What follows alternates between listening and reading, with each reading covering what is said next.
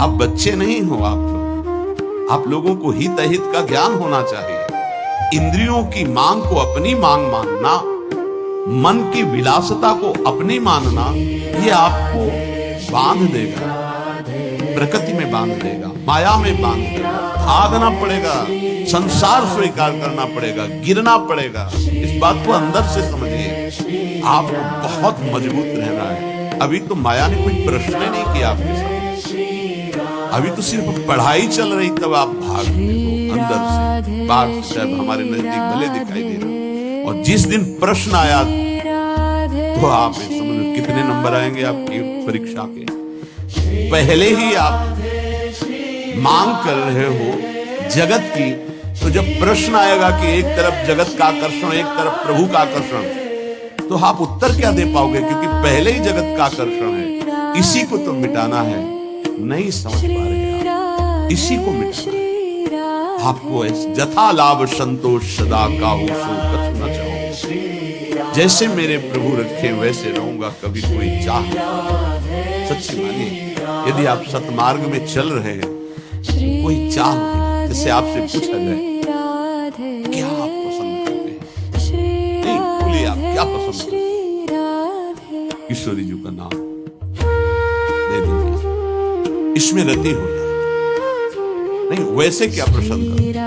किशोरी जी का धाम, दिव्य वृंदावन मेरे नेत्रों में झलकने लगे, दे दीजिए। इनके शिवा हृदय की मांग आपको फंसा देगी। इस शब्दों को पकड़ लीजिए, सत्संग के शब्दों को आप नहीं पकड़ते। आपका मन जब विपरीत चिंतन करता है तो आप कीर्तन कीजिए, वाणी जी का उच्च स्वर से गायन कीजिए। एक बार जीत गए तो 1000 बार इसको पटक दोगे मन को, एक बार हार गए तो 1000 बार पटकी लगाएगा आपको। आप समझो, आप किसी विशेष कृपा से आप चल रहे हैं। अगर इस विशेष कृपा की अवहेलना करेंगे तो आपका परमार्थ टूट जाएगा। पूज्यपाद श्री उड़िया बाबा जी महाराज से स्वामी अखंडानंद जी महाराज प्रश्न करते हैं, बाबा यदि कोई हमारे गुरु और इष्ट की निंदा कर रहा है तो हमारा क्या कर्तव्य बनता है? यदि कोई हमारे गुरुदेव की इष्ट की निंदा करता है तो हमारा उस समय क्या कर्तव्य बनता है?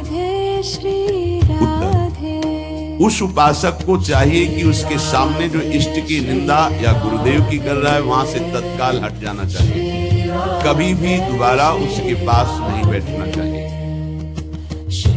नीति कहती है कि सहन नहीं करना चाहिए, लेकिन प्रीति कहती है कि उठ के चल देना चाहिए, लड़ाई झगड़ा नहीं करना चाहिए। बहुत ये व्यवहार की बहुत काम की बात है। प्रायः ऐसा सहयोग मिलता है कि हमारे इष्ट और गुरुदेव की अवहेलना करने वाले हमारे रिश्तेदार, नातेदार, संबंधी ही होते हैं, माता या पिता या ऐसे। क्यों होते हैं? क्योंकि जब उनका कोई संबंधी भगवत मार्ग में चलता है तो फिर उनकी भावनाओं के विरुद्ध हो जाता है। अगर वो उनकी भावनाओं का ही केवल पोषण करने लगेगा तो इष्ट गुरु से विरुद्ध हो जाएगा, पक्का, आगे चल के देख लेना। और जब इष्ट गुरु की भावना में वो पुष्ट होता है तो उनकी लौकिक भावनाओं को वो कुछ भी नहीं गिनता।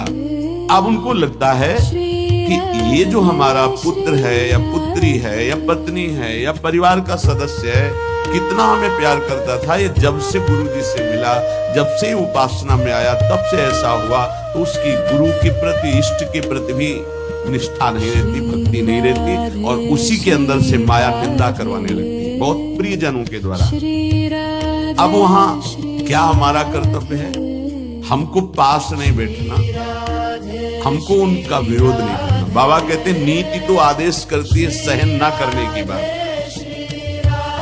संत शंभुश्री पद अपवादा कही सुनी तहा अस मर्यादा काटी जीव तासु जो बसाई, नीति कहती है। लेकिन बाबा कह रहे हैं भक्ति कहती, प्रीति कहती है कि हमको क्रोध नहीं करना, हमको वैर नहीं करना, बदला लेने की भावना नहीं करना, और ना हमको सुनना है। कान में अंगुली डाल के तत्काल वहां से अलग हो जाना, उससे फिर पुनः मिलना नहीं, उसका संबंध हृदय से अस्वीकृत करना है। जो सहन करता है तो भगवान और गुरुदेव में उसकी प्रीति स्थित हो जाती है।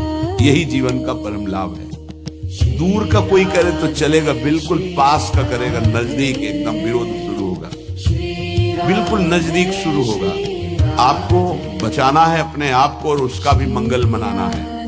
भगवान से प्रार्थना करनी है कि इसकी बुद्धि शुद्ध हो जाए और अपने को उसके आकर्षण, संबंध, वचन तीनों से दूर हटाना है।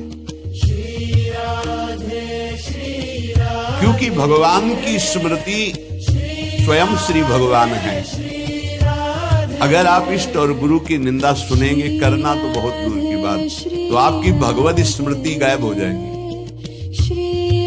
स्मृति चली जाएगी। स्मृति गई तो कुछ नहीं रह गया। यहां तक कि उपासक को भगवान से भी बढ़कर भगवान की स्मृति पर भाव रखना चाहिए। यस्य स्मरण मात्रेण जन्म संसार बंधना, जिनका स्मरण मात्र संसार में जन्म मरण के चक्र से मुक्त कर देता है, उन प्रभु की स्मृति को प्रभु से भी बढ़कर के मानना है। कोई कहे प्रभु से बढ़कर कैसे हो सकता है? तो प्रभु तो हमारे हृदय में है, लेकिन उनकी स्मृति नहीं है, तो नाना प्रकार के विकारों में हम बंधे बह गए। और जिस दिन से गुरु कृपा से भगवत स्मृति जागृत हुई, तो हमें सुख मिला, शांति मिली, विश्राम मिला। दुख प्रभु नहीं दूर किए, प्रभु तो सबके हृदय में बैठे। प्रभु की स्मृति भजन ने दुख दूर किया। गोस्वामी जी ने भी लिखा है, सबके हृदय अछत अविकारी, सकल जीव जग दीन दुखारी, तहां वेद अस कारण भाखा। वहां वेद ऐसा कारण बता रहे कि भगवान तो सबके हृदय में अछत अविकारी सुख सिंधु विराजमान है, पर जीव सब दीन दुखी हो रहे हैं, विषयों के प्रति दीन और दुखी हो रहे हैं। उसका कारण क्या है? भजन नहीं। भगवान के होते हुए दुख निवृत्त नहीं हुआ, लेकिन जे भी भजन प्रारंभ हुआ भगवत स्मृति, वो दुख को जड़ से मिटा दिया।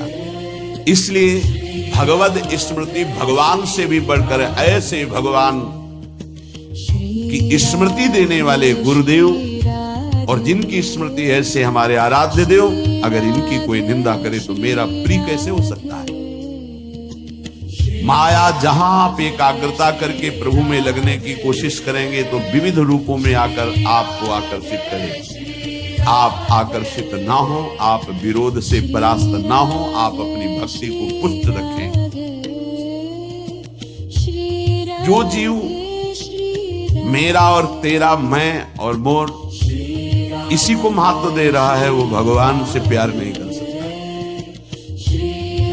क्योंकि भगवान से प्यार करने के लिए इस मेरा और तेरा को, लौकिक शब्द को मिटाना पड़ेगा।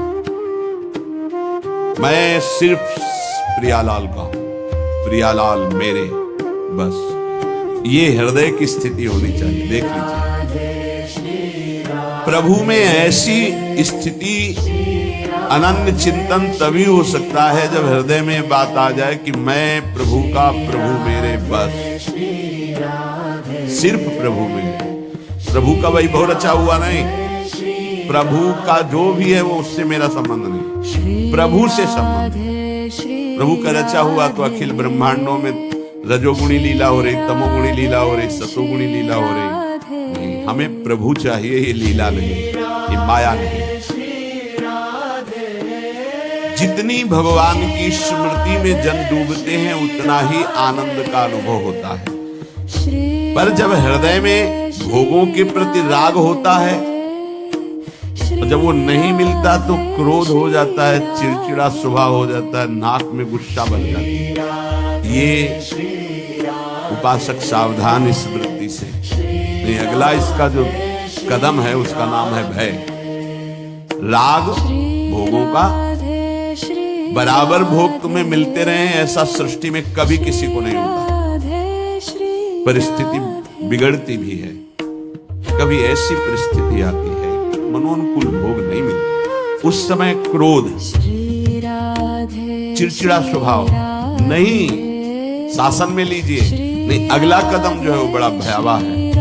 राग से क्रोध और क्रोध से भयावह स्थिति।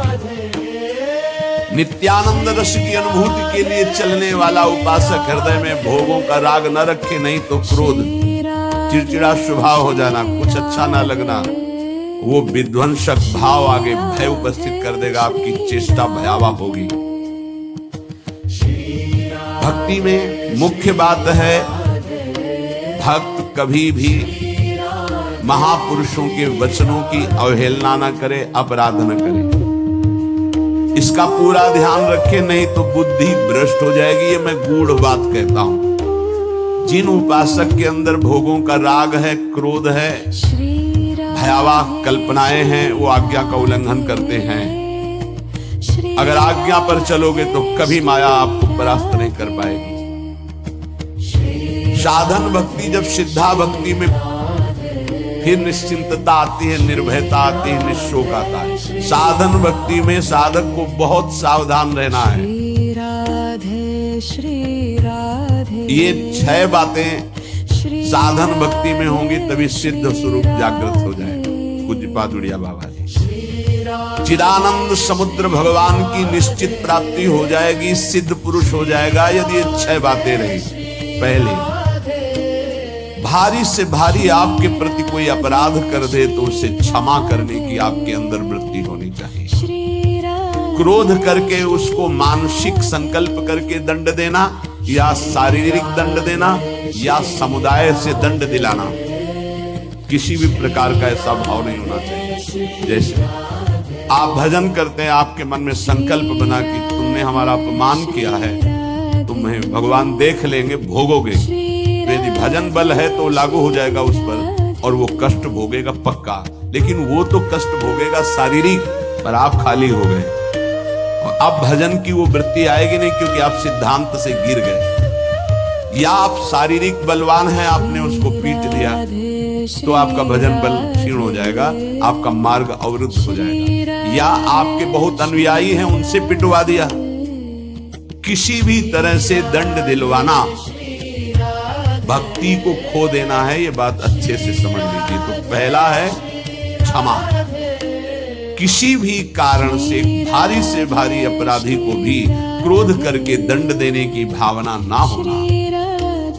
दूसरा है, कभी भी किसी भी वस्तु, व्यक्ति, स्थान पर महत्व रखकर अपने प्रभु को भूल जाना, ये बहुत सावधानी की जरूरत है। तभी आप सिद्ध होंगे।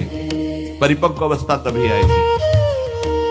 अव्यर्थ कालत्वम, समय व्यर्थ नष्ट कर देना। कब नष्ट होता है समय व्यर्थ? अनुकूल भोग मिल गया, उसमें राजी हो गए, भूल गए भगवान। अनुकूल व्यक्ति मिल गया, उससे बात कर रहे हैं, बहुत दिनों बाद मिले, बातचीत, हंसी मजाक, और कैसे हो, भूल गए भगवान। वस्तु, व्यक्ति, स्थान, पदार्थ, पद, चाहा हुआ कुछ भी मिले, उसके मिलने में यदि आपका भजन छूट गया तो आपकी भक्ति बाधित हो जाएगी। ये सावधानी कहाँ है, किस साधक में? कोई बिरला ये ध्यान रखता है कि हमारे सामने अनुकूल वस्तु, व्यक्ति, पदार्थ, घटना, पद, ये अगर कोई भी आवे तो भी हमें अपने प्रभु का स्मरण नहीं छोड़ना। समय 1 मिनट व्यर्थ नहीं होने देना। सिद्ध बनने के लिए, भगवदाकार वृत्ति के लिए, भगवत साक्षात्कार के लिए। तीसरा, जिन भोगों को निषेध किया गया है, तुम्हारे आसपास सब हो, सुविधा हो भोगने की, तो भी तुम्हारे हृदय में भोग लालसा ना हो। अगर हो भी जाए तो भोगना नहीं। आवश्यकता से अधिक धर्म अनुकूल भोग भी ना भोगे। फिर धर्म के प्रतिकूल तो बात जाने दो, जितनी आवश्यकता है। ये बहुत सूक्ष्म विषय है। जैसे भोजन में मीठा बहुत प्रिय होता है, किसी को नमकीन बहुत प्रिय होता है। जहां अनुकूल भोजन आया, अधिक मात्रा में लिया, उस दिन नोट करना, भजन नहीं होगा। वो भजन जो स्वाभाविक होता था रोटी दाल में, वो नहीं होगा, आप देखना। तो कितनी दुश्मन है वो वस्तु जो हमें प्रभु के स्मरण में शिथिलता दे दे। रुचि नहीं रह गई भजन की, फिर बातें होती बैठ करके, प्रपंच की बातें। और या फिर बहुत खूब सोना, सो रहा है, सारी शक्ति पचने में लग जाती है। जब उदर में जरूरत है 500 ग्राम 400 ग्राम भोजन की, और आपने दबा करके उसमें 1.25 किलो भर दिया, अब इसके बाद पानी गया, अब वो सारी आपकी जीवनी शक्ति उसी में लग गई पचाने में, तो भजन के लिए आपके पास सामर्थ्य कहाँ रह गई?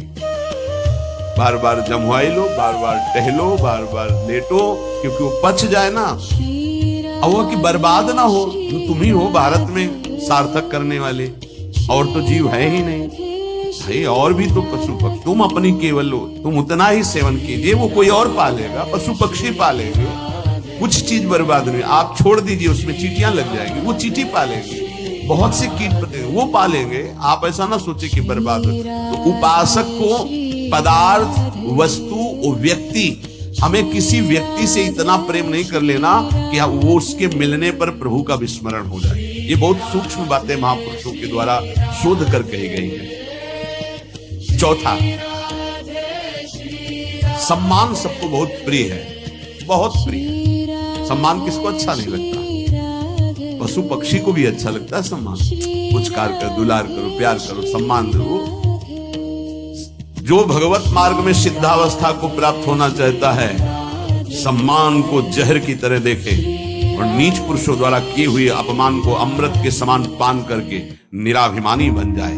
चौथी बात देखो, परमार्थ को तो समझना ही पड़ेगा, ये बहुत जहरीली बात है।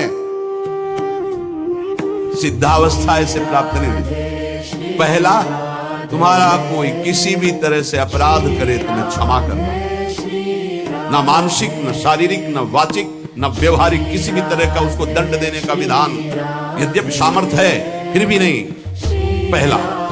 दूसरा, कभी भी किसी भी वस्तु, व्यक्ति, स्थान के आकर्षण में प्रभु को नहीं भूलना, ये तुम्हारे ऊपर शर्त है। तुम्हारे सामने कोई व्यक्ति आए, वस्तु आए, पदार्थ आवे, घटना आवे, प्रभु को नहीं भूलना।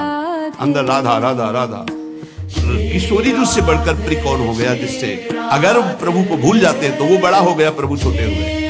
वो पदार्थ बड़ा हो गया, वो संपत्ति बड़ी हो गई, वो व्यक्ति बड़ा हो गया, वो घटना बड़ी हो गई जिसने प्रभु को भुलवा दिया। नहीं। तीसरा, विविध प्रकार की भोग सामग्री आसपास फिरी भोगने के लिए हो, फिर भी नहीं भोगना, क्योंकि हमें भगवत साक्षात्कार करना है। अनुकूल धर्मयुक्त भोग भी उतना भोगना है जिससे हमारा भजन चले, जैसे खान पान विश्राम उचित। सम्मान सबको प्रिय होता है, अपमान सबको दुखद होता है। भक्त को अपमान अमृत के समान लगता है, सम्मान विष के समान लगता है। उल्टा, वो निराभिमानी होता है। पांचवा, इष्ट देव के चिंतन में व्यभिचार नहीं होना चाहिए। व्यभिचार ये परिपक्व भगवत साक्षात्कार की बात है, साधारण साधक की, प्रारंभिक साधक की बात नहीं है। 4 बार शिव जप लिया, 5 बार अमुक जप लिया, फिर जप लिया, ये जप लिया, वो जप लिया, नहीं। केवल अपने इष्ट देव में ही, अगर शिव है तो शिव संबंधी, राम तो राम संबंधी। अब ये सिद्धावस्था की तरफ जा रहा है साधक। यहाँ खिचड़ी नहीं होगी, यहाँ सीधे एक वृत्ति, केवल अपने इष्ट देव, उन्हीं का स्वरूप, उन्हीं का सेवा, उन्हीं का नाम जप, उन्हीं के गुण कीर्तन, उन्हीं के प्रेमियों से मिलना, इष्ट मिले और मन मिले, तभी परिपक्व सिद्धावस्था को प्राप्त होंगे। छठवां, सदगुरु की शरण में रहकर उनके बताए हुए मार्ग से चलना। सिद्धावस्था ये बहुत कठिन है, बहुत कठिन है। सदगुरु की आज्ञा में जो जीवन दे दे, बहुत कल एक उपासक है, हम बहुत प्रयास करते हैं, वर्षों हो गए करते हैं, लेकिन अभी यही निश्चय नहीं कर पाए कि मुझे जाना कहाँ है, जपूं क्या, निरंतर क्या करूं। तो गुरुदेव का वर्ण किया, बोले नहीं, तो पूरा जीवन व्यतीत हो जाएगा, निर्णय थोड़ी कर पाओगे। ये निर्णय तो गुरुदेव के द्वारा होता है। जो गुरुदेव ने नाम दिया, जो साधन बताया, आजीवन उसी में। गुरु प्रदत्त इष्ट के विग्रह में, छवि में, नाम सेवा में सर्वस्व विराजमान है। भाव समझ गुरु प्रदत्त नाम मंत्र, गुरु प्रदत्त साधना, वो सिद्ध होने के लिए बहुत आवश्यक है, और उसी में स्थिति होने से सिद्धावस्था प्राप्त होती है। बहुत ये सूक्ष्म विषय सब नहीं समझ पाएंगे। भगवान विविध रूपों में विविध भाव वाले भक्तों को सुख दिया है। जब कृपा होती तो विविध रूप सब आते हैं। जो अनन्य रस का उपासक है अपने इष्ट देव का, उसे किसी में प्रियता नहीं। तो इसका मतलब अभी ज्ञान नहीं हुआ, नहीं नहीं, ये ज्ञान के ऊपर की बात है, ज्ञान के ऊपर की बात है। ये ज्ञान तो बहुत पहले गोस्वामी जी को हो गया था, श्री राम में सब जगह। फिर कह रहे बने तो रघुवर ते बने, बिगड़े तो भरपूर, तुलसी औरन ते बने ताबनि में फिर। सदगुरु की शरण में साधना करने वाले उपासक की एक पहचान होती है, गुरु प्रदत्त इष्ट नाम उपासना किसी और कुछ अच्छे नहीं लगेगा, कोई सिद्धांत वर्णन उसकी पकड़ में नहीं आएगा, उसको संमाया नजर आएगी।